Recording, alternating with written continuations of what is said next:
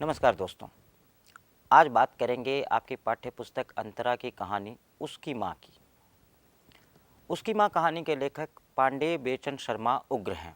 उग्र जी, प्रेमचंद, निराला, जयशंकर प्रसाद, ये सारे रचनाकार ऐसे समय में रचनाएं कर रहे थे जब हमारा देश गुलामी की जंजीरों में जकड़ा हुआ था। आज़ादी के लिए आंदोलन बड़े ज़ोर शोर से चल रहा था। यही समय है जब गांधी का असहयोग आंदोलन चल रहा था। बहुत सारे क्रांतिकारी दल भी उस समय सक्रिय थे। चंद्रशेखर आज़ाद, भगत सिंह, इनकी क्रांतिकारी भूमिकाएं भी इसी समय की हैं। और ऐसे दौर में हमारे साहित्यकारों ने भी आज़ादी की लड़ाई में अपने ढंग से योगदान देने की कोशिश की। राष्ट्रीय चेतना के विकास में उन्होंने महत्वपूर्ण भूमिका निभाई। निराला ने कविताएं रची, जागो फिर एक बार जैसी। जयशंकर प्रसाद ने नाटक लिखे और उन नाटकों के गीतों में भी युवकों को प्रेरित करने की कोशिश की। हिमाद्री तुंग श्रृंग से प्रबुद्ध शुद्ध भारती, स्वयं प्रभा समुज्ज्वला स्वतंत्रता पुकारती, ये जयशंकर प्रसाद हैं। प्रेमचंद ने तो अपनी कहानियों की शुरुआत ही सोजे वतन नामक कहानी संकलन से की, जो कि जब्त भी हुआ और इसी कारण उन्हें अपना नाम भी बदलकर प्रेमचंद रखना पड़ा। तो ये सारी बातें यह दिखाती हैं कि यह उग्र जी का उसकी माँ कहानी का जो दौर था वह एक राष्ट्रीय चेतना का दौर था और साहित्य में भी बार बार इसकी ध्वनियाँ सुनाई देती हैं। खुद उग्र जी की कहानियों का एक संकलन क्रांतिकारी कहानियाँ के नाम से प्रकाशित हुआ था और प्रकाशित होते ही जब्त भी हुआ था। बाद में एक पत्रिका के संपादन के सिलसिले में उग्र जी गिरफ्तार भी किए गए, 9 महीनों तक जेल में भी रहे, लेकिन लगातार अपनी कहानियों से वो राष्ट्रीय चेतना को जागृत करने की कोशिश करते रहे। उसकी माँ कहानी भी एक ऐसी ही कहानी है जो वास्तव में क्रांतिकारियों के जीवन के एक पक्ष को न सिर्फ प्रस्तुत करती है, बल्कि क्रांतिकारी किस ढंग से सोचते थे, कैसे वो देश के लिए अपना सब कुछ न्यौछावर करने को तैयार थे, इसको दिखाने की कोशिश करती है। साथ ही साथ ब्रिटिश सरकार किस तरह शोषण करती थी, उस शोषण में, उस अत्याचार में भारतीय समाज के कौन से लोग उनके साथ थे, यह सारी बातें यह कहानी दिखाने की कोशिश करती है। उसकी माँ कहानी में उग्र जी ने 2 पक्षों को दिखाया है। एक पक्ष है जमींदारों और सामंतों का, जो अंग्रेजी शासन के वफादार थे, उनके साथ जुड़े हुए थे, उनका सहयोग कर रहे थे और उनके शासन को बनाए रखने में उनकी मदद कर रहे थे। दूसरी ओर लाल और उसके साथी हैं, जो इस देश की गुलामी की जंजीरों को काट देना चाहते थे, इस देश को आज़ाद कराना चाहते थे, ब्रिटिश शोषण का विरोध कर रहे थे और उसके लिए अपने प्राण देने को भी तैयार थे। इसके अलावा एक तीसरा पक्ष है जानकी का। जानकी जो लाल की माँ है, वह न तो राजभक्तों की श्रेणी में आती है और न ही लाल जैसे राजविद्रोहियों की श्रेणी में। उसका सारा जीवन उसके बेटे लाल के इर्द गिर्द घूमता है। उसका सारा संसार उसके बेटे में समाया हुआ है। उसके लिए उसका बेटा मासूम है और वह कुछ भी गलत कर ही नहीं सकता। इन तीनों ध्रुवों के बीच, इन तीनों पक्षों के बीच यह कहानी घूमती है। आज हम इसी कहानी की बात करते हैं। तो जैसा कि मैंने कहा, इस कहानी के केंद्र में है एक क्रांतिकारी युवक लाल और उसकी माँ जानकी। लाल के पिता की मृत्यु हो चुकी है। लाल के पिता रामनाथ एक जमींदार के मैनेजर थे और पिता की मृत्यु के बाद जमींदार ही एक तरह से लाल और उनकी माँ के लिए अभिभावक की भूमिका निभा रहा था। हालांकि लाल के पिता ने कुछ संपत्ति जमा की थी, कुछ पैसे जमा किए थे जमींदार के पास, जिससे लाल और उसकी माँ का खर्च चलता था। लाल कॉलेज में पढ़ता था और जानकी को उम्मीद थी कि कुछ ही दिनों में वह पढ़ लिख कर नौकरी पा जाएगा और इस तरह से उसकी समस्याएं दूर हो जाएंगी। इसी उम्मीद में जानकी जी रही थी। दूसरी ओर जमींदार है, जो लाल और उसकी माँ से सहानुभूति रखता है। क्यों? क्योंकि लाल के पिता रामनाथ उसके मैनेजर थे। लेकिन जमींदार है राजभक्त श्रेणी का। वह ब्रिटिश सरकार का भक्त है, ब्रिटिश सरकार का सहयोगी है और वह अकेला नहीं है। उस समय के जितने भी जमींदार थे वह निश्चित तौर पर ब्रिटिश सरकार के साथ थे। जमींदार ब्रिटिश सरकार के सहयोगी थे क्योंकि ब्रिटिश सरकार से उन्हें फ़ायदा था। ब्रिटिश सरकार, ब्रिटिश नौकरशाही उनके ज़मींदारी के शोषण में उनका साथ देती थी और बदले में ज़मींदार ब्रिटिश सरकार को सहयोग करते थे। ज़मींदार लाल और उसकी माँ से सहानुभूति तो रखता है, लेकिन साथ साथ वह ब्रिटिश सरकार का भक्त भी है। और सिर्फ वही नहीं, उस जैसे जितने भी जमींदार थे वो ब्रिटिश सरकार के भक्त थे, क्योंकि ब्रिटिश सरकार के दम पर ही उनकी ज़मींदारी चलती थी। तो उनकी ज़मींदारी बनी रहे, इसलिए ब्रिटिश सरकार का बना रहना जरूरी था। इसलिए जमींदार की सहानुभूति लाल और उसकी माँ के साथ भले ही हो, लेकिन वह मूल रूप से ब्रिटिश सरकार का पक्षधर ही था। उग्र जी ने पूरी कहानी इसी जमींदार के मुंह से कहलवाई है, उसको कथावाचक बनाया है, या जैसा कि हम कहते हैं नैरेटर कहानी का जमींदार है। जमींदार के मुंह से ही कहानी शुरू होती है और शुरुआत में ही जो दृश्य है उसमें उन्होंने जमींदारों की प्रवृत्तियों को बड़े ही शानदार ढंग से दिखाया है। यह दिखाते हैं कि जमींदार अपनी पुस्तकालय में है और किताबों को देख रहा है। किताबें किसकी? तो मैजिनी की, दार्ते की। ये ऐसे मैजिनी जैसे लेखक जो कि बड़े ही क्रांतिकारी और क्रांति के समर्थक रहे हैं। मैजिनी ने इटली में हुई क्रांति में बड़ी भूमिका निभाई थी। उसकी किताबों ने क्रांतिकारियों को प्रेरित किया था। जमींदार की लाइब्रेरी में ऐसी ही किताबें हैं, लेकिन खुद जमींदार उन किताबों से क्या कुछ सीखता है वो हमारे सामने अभी आएगा। यानी कि ये किताबें सिर्फ उसकी लाइब्रेरी की शोभा हैं, इनके संदेशों से उसे कोई लेना देना नहीं है। वह अपनी किताबों को देख ही रहा होता है कि उसे सूचना मिलती है कि पुलिस सुपरिटेंडेंट उससे मिलने आए हैं। जमींदार पुलिस सुपरिटेंडेंट को अपने पास बुलाता है, मुलाकात होती है और इस मुलाकात में पुलिस सुपरिटेंडेंट उसे लाल के बारे में बताता है। यह सूचना देता है कि लाल क्रांतिकारियों से मिला हुआ है और पुलिस उसकी जांच कर रही है। सुपरिटेंडेंट जमींदार को सलाह देता है कि इस परिवार से दूर रहे। अब जमींदार, जाहिर सी बात है, जमींदार ब्रिटिश सरकार का भक्त है और उसे जब यह सूचना मिलती है कि वह जिस लाल का अभिभावक है वह क्रांतिकारी आंदोलन से जुड़ा हुआ है, तो उसके होश उड़ जाते हैं। वह जानकी को बुलवाता है और जानकी से लाल के बारे में पूछताछ करता है। लाल क्या करता है, कहाँ जाता है, किससे मिलता है, यह सारी बातें वह पूछने की कोशिश करता है। लेकिन जानकी की नज़र में उसका बेटा एक मासूम है। वह पढ़ने लिखने के सिवाय कुछ भी गलत नहीं करता, कोई गलत काम वह कर ही नहीं सकता। लाल हो या उसके दोस्त हों, सारे बड़े भोले भाले और मासूम हैं। अभी यह बातें चल ही रही होती हैं कि लाल वहाँ आ जाता है। जमींदार लाल से पूछता है और लाल, जाहिर सी बात है, इस बात से थोड़ा सा हैरान हो जाता है कि जमींदार को उसके क्रांतिकारी आंदोलन के साथ संबंधों के बारे में मालूम है। लेकिन लाल डरता नहीं और जमींदार से अपने विचारों को लेकर बहस करता है। वास्तव में यह बहस लेखक हमारे सामने रखकर इस बहस के माध्यम से भारतीय समाज के दोनों तरह के लोगों को दिखाने की कोशिश कर रहे हैं। उग्र जी ने यहाँ दिखाया है कि हमारे समाज में उस समय कैसे लोग थे। लाल जैसे क्रांतिकारी युवक थे जो इस देश को गुलामी की जंजीरों से आज़ाद करना चाहते थे, अंग्रेजी शोषण का विरोध करना चाहते थे, उसके लिए षड्यंत्र, हत्या, लूट मार, डकैती कुछ भी करने को तैयार थे, अपनी जान देने को तैयार थे। दूसरी ओर जमींदार जैसे लोग हैं जो ब्रिटिश सरकार के राजभक्त हैं। वह चाहते हैं कि यह शासन बना रहे ताकि उनकी जमींदारी कायम रहे, उनकी सुख सुविधाएं कायम रहें। लाल साफ कहता है कि आप राजभक्त हैं अपने कारणों से, मैं राजविद्रोही हूँ अपने कारणों से। और यह दोनों पक्ष बिल्कुल आमने सामने दिखाए जाते हैं यहाँ पर इस बहस में।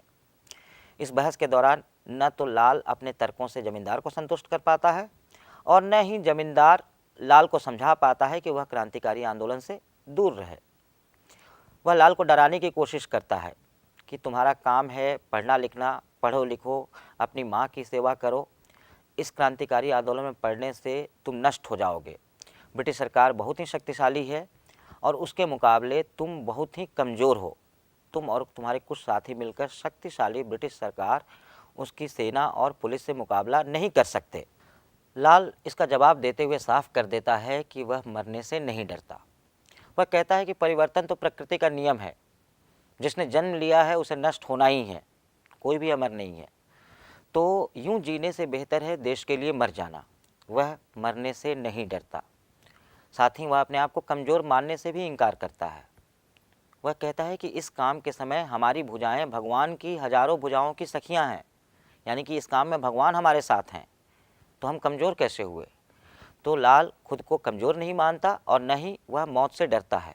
वह मर कर भी इस देश को गुलामी की जंजीरों से छुटकारा दिलाना चाहता है। और सच माने तो जो लाल के मुंह से उग्र जी ने कहलवाया है, यह सिर्फ एक लाल के विचार नहीं थे या लाल के कुछ दोस्तों के ही विचार नहीं थे, ये उस समय के लगभग सारे क्रांतिकारियों के विचार थे। वो मरने से नहीं डरते थे।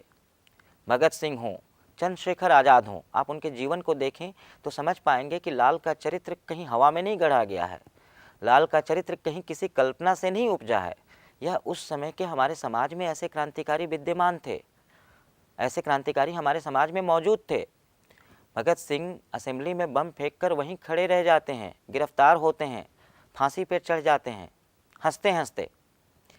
चंद्रशेखर आज़ाद गिरफ्त में नहीं आना चाहते पुलिस के, वो आज़ाद हैं, आज़ाद ही रहना चाहते हैं, खुद को गोली मार लेते हैं। तो मौत उनके लिए ऐसी कोई चीज़ नहीं थी जिससे वो डरें। लाल नहीं डरता, लाल के साथी नहीं डरते। जमींदार डराने की कोशिश करता है, क्यों? क्योंकि जमींदार खुद डरता है। वह मौत से डरता है, वह ब्रिटिश सरकार के क्रोध से डरता है, वह इस बात से डरता है कि ब्रिटिश सरकार नाराज़ हो गई तो उसकी सुविधाएं छिन जाएंगी। लेकिन लाल को डरा नहीं पाता, वह कोशिश करके हार जाता है लेकिन लाल को डरा नहीं पाता। लाल चला जाता है। कुछ दिनों बाद जमींदार को फिर मौका मिलता है जानकी से बात करने का, तो वह पूछता है कि लाल और उसके साथी आपस में क्या बातें करते हैं। जानकी कहती है कि लाल और उसके साथी तो बहुत तरह की बातें करते हैं, वो बच्चे हैं, जोश में ऐसे ही बात करते हैं, न जाने कहाँ की पुलिस कहाँ के लड़कों को मार रही है और इस बात पर ये यहाँ पे कूदते हैं। जानकी इन बातों को नहीं समझती, लेकिन यह जो पूरी चर्चा है यहाँ पर, इसके माध्यम से लेखक ने यह स्पष्ट करने की कोशिश की है कि आखिर वो कौन से कारण थे जिस कारण लाल और उसके साथी इस ब्रिटिश सरकार को उखाड़ फेंकना चाहते थे। कई कारण हमें दिखाई देते हैं जो लाल और उसके साथियों के क्रोध के कारण हैं, जो लाल और उसके साथियों के असंतोष के कारण हैं, और जिसके कारण लाल और उसके साथी इस अंग्रेजी सरकार को उखाड़ फेंकना चाहते हैं। पहला, पुलिस और सेना का अत्याचार। लाल और उसके साथी इस बात से क्रुद्ध हैं कि यह पुलिस भारतीय लोगों पर अत्याचार करती है, उनके साथ अमानवीय व्यवहार करती है, उनका अपमान करती है कदम कदम पर। यह सेना है जो ब्रिटिश सरकार के साथ मिलकर जनता का शोषण करती है, जनता का दमन करती है, उनकी जायज़ मांगों को भी दबाने के लिए इस सेना का इस्तेमाल होता है।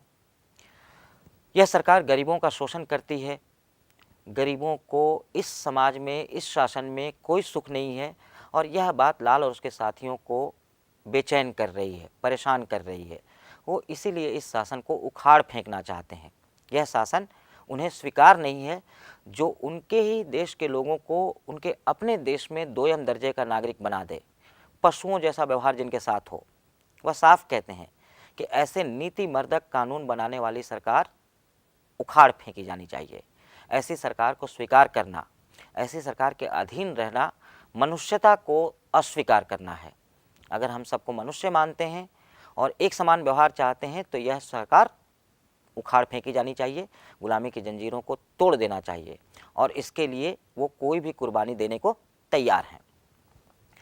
यह पूरी बहस, यह पूरी चर्चा जानकी जमींदार को बताती है कि लाल और उसके दोस्त कैसे बातें करते हैं, और इसके माध्यम से लेखक पाठकों को समझाने की कोशिश कर रहा है कि क्रांतिकारी किस ढंग से सोचते थे, क्रांतिकारियों की सोच क्या थी। जाहिर सी बात है यह कहानी उस समय लिखी गई है जब इस कहानी के जरिए लेखक देश के बाकी युवकों को प्रेरित करने की कोशिश कर रहा था कि देखो युवकों को कैसा होना चाहिए, लाल के जैसा होना चाहिए, लाल के दोस्तों की तरह होना चाहिए, जो इस देश के लिए अपने प्राण देने को तैयार रहें, वो इस देश के लिए अपने प्राणों को न्यौछावर करने के लिए तैयार हैं, तुम्हें भी आगे आना। ये एक उदाहरण के रूप में प्रस्तुत करने की कोशिश कर रहे हैं लेखक यहाँ पे।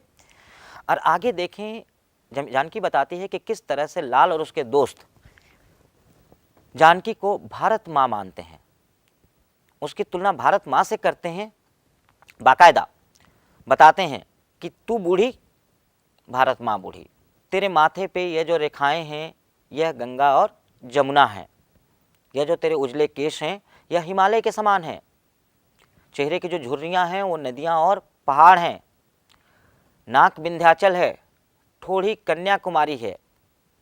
लाल का एक दोस्त कहता है कि ला तेरे इन सफ़ेद बालों को तेरे बाएं कंधे पे लहरा देता हूँ, यह बर्मा बन जाएगा। अब आप देखें यह पूरा सीक्वेंस, यह पूरी जो चर्चा है यह दिखाने की कोशिश है कि देश के युवकों के लिए भारत माता और अपनी माँ में कोई फ़र्क नहीं है, और इसीलिए वो अपनी माँ को, अपनी भारत माँ को गुलामी की जंजीरों में जकड़े हुए नहीं देख सकते। वह इन गुलामी की जंजीरों को काट देना चाहते हैं, क्योंकि ये जंजीरें उन्हें अपने माँ के पैरों में दिखाई देती है। अब इस बात को यहाँ तक देखें तो यह भी बात समझ जाएंगे कि इस कहानी का नाम उसकी माँ क्यों रखा गया है।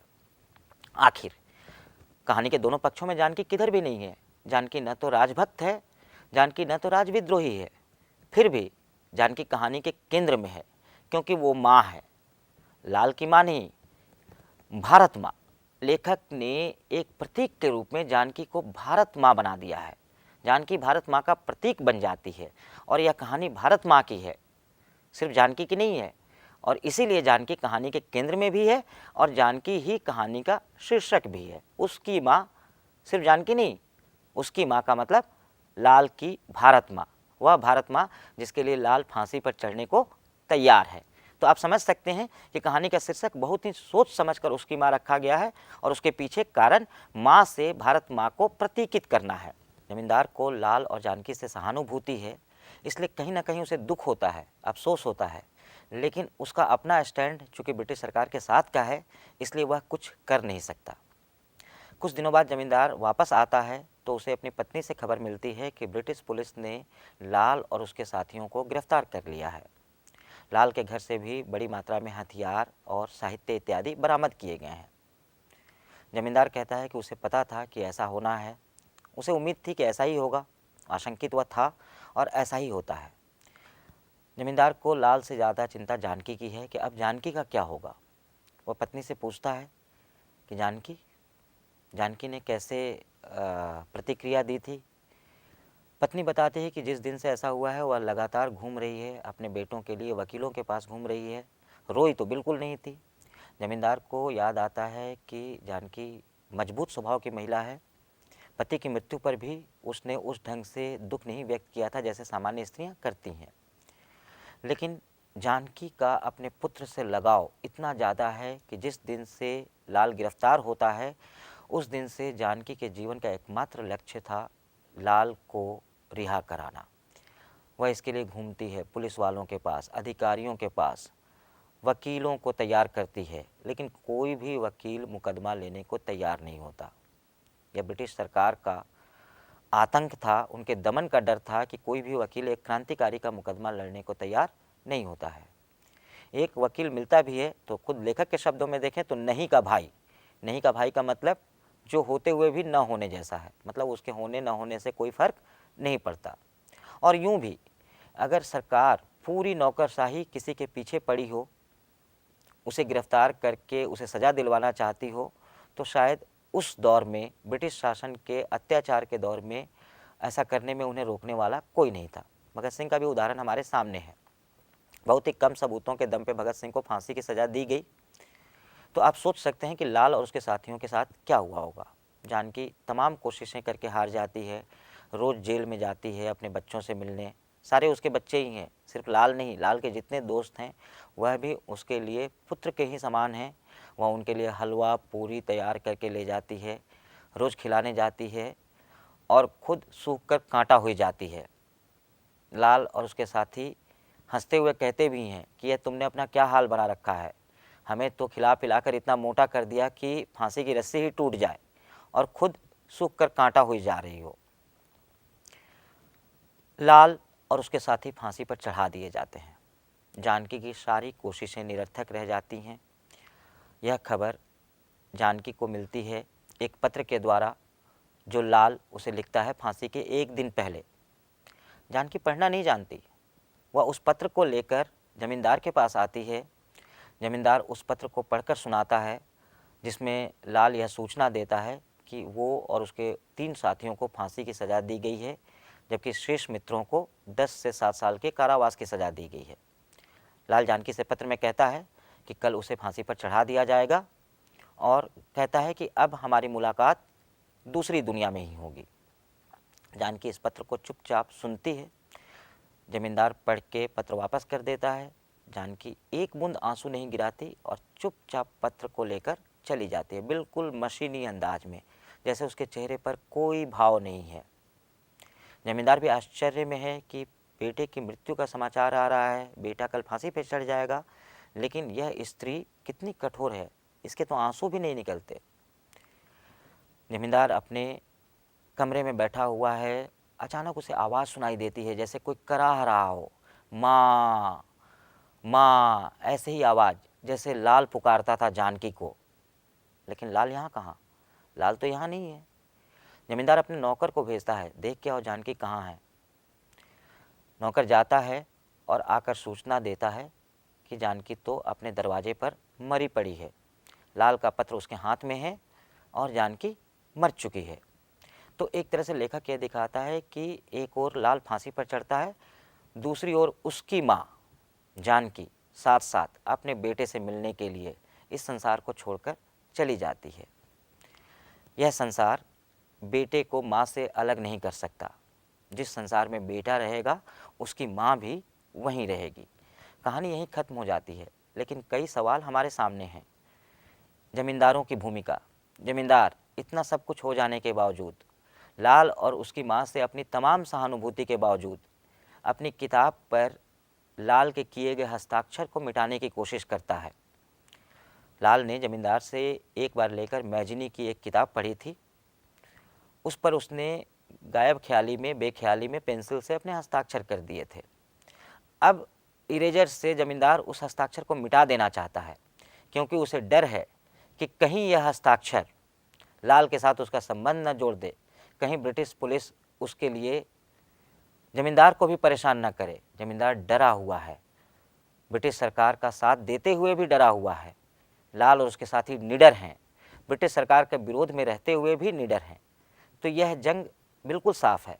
एक पक्ष है जो अपनी सुख और सुविधाओं को बनाए रखने के लिए ब्रिटिश सरकार के साथ खड़ा है, तो दूसरा पक्ष है जो अपनी सारी सुख सुविधाओं को त्याग कर भी इस देश को आज़ाद कराने की कोशिश कर रहा है।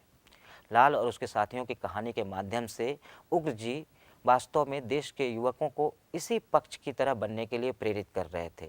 उसकी माँ एक क्रांतिकारी चरित्र, क्रांतिकारी चेतना को जागृत करने वाली कहानी है, काफ़ी चर्चित कहानी है, उग्र जी की श्रेष्ठ कहानियों में इसका नाम आता है। तो अब कहानी सारे पक्ष आपके सामने हैं, आप समझ सकते हैं कि यह किस दौर में यह कहानी, ऐसी कहानी लिखना कितनी हिम्मत का काम था। लाल साहसी है और जाहिर सी बात है लाल जैसे चरित्र को गढ़ने वाले उग्र जी भी कम साहसी नहीं हैं। गिरफ्तार वो भी हुए, जेल भी गए, लेकिन कहानियाँ लिखते रहे। आज के लिए इतना ही। नमस्कार।